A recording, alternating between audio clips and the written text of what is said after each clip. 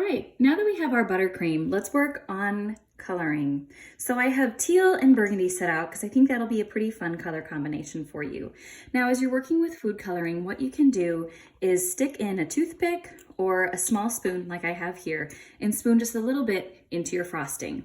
Here's my recommendation for you. Start small and ease in as you adjust the color to be the shade that you want it to be. If you put in too much, it's really hard to dial it back down, and typically colors get darker the longer they sit or as they spend time in the refrigerator. Usually it's about 1 to 3 shades darker, and I've definitely been guilty of starting off with food coloring that's too dark, and then I get a shade that's really different from what I wanted with my final project.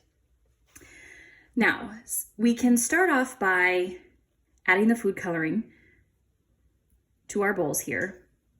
And we could all just make this one color. But I'm going to show you something that I really like to do as I'm working with buttercream. I start with a small batch of buttercream and I mix it in and I get a pretty concentrated color.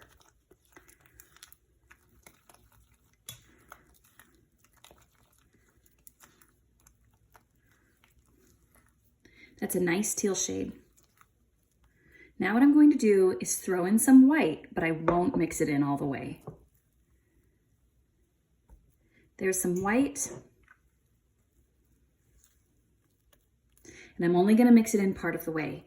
We'll put this aside, work on our burgundy, and I'll show you what we do with that in just a little bit. I'm gonna get my small spoon again, my burgundy coloring. Burgundy is something, it's an interesting color to work with. It's one of my favorites. But it's interesting. It can give you quite a mix of shades. It can either give you a light pink if you put in just a little bit. It can give you a fuchsia if you put in a little bit more. And then if you put in too much, it can almost start to look brown after a little bit. Let's see what we've got here today.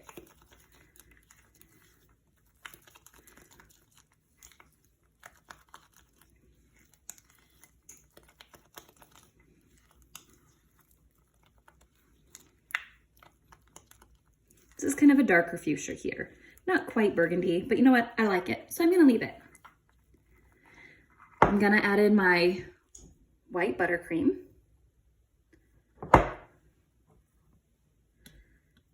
And once again, I'm not gonna mix it too terribly much.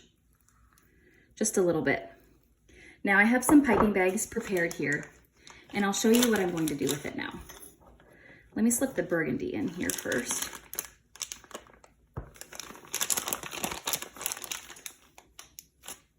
I'll talk a little bit more about this in the next video, but ideally a piping bag should be between 1/3 and half of the way full so that you have a nice grip on it without it being too full or not full enough. Let's do the same with our teal.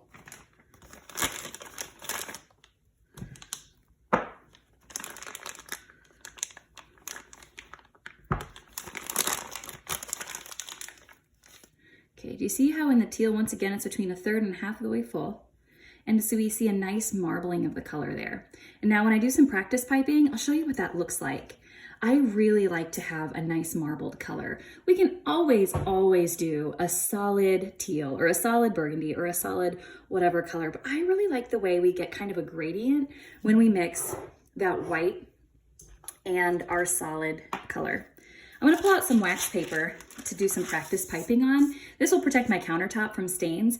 If you have a Formica countertop, you'll see that it stains really pretty easily. You can always use rubbing alcohol to clean that off. I wouldn't necessarily recommend rubbing alcohol for granite or other surfaces, but those typically can wipe up really quickly. The key is not to let food coloring sit on your countertop for too long. Otherwise, it will most definitely stain. Let's see how this looks.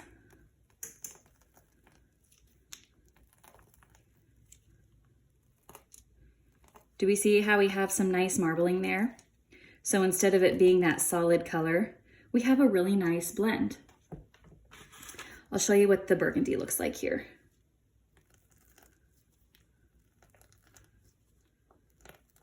This is still a little bit more concentrated, but that's okay. It gives us just a really interesting shade, and we can still see that white coming through.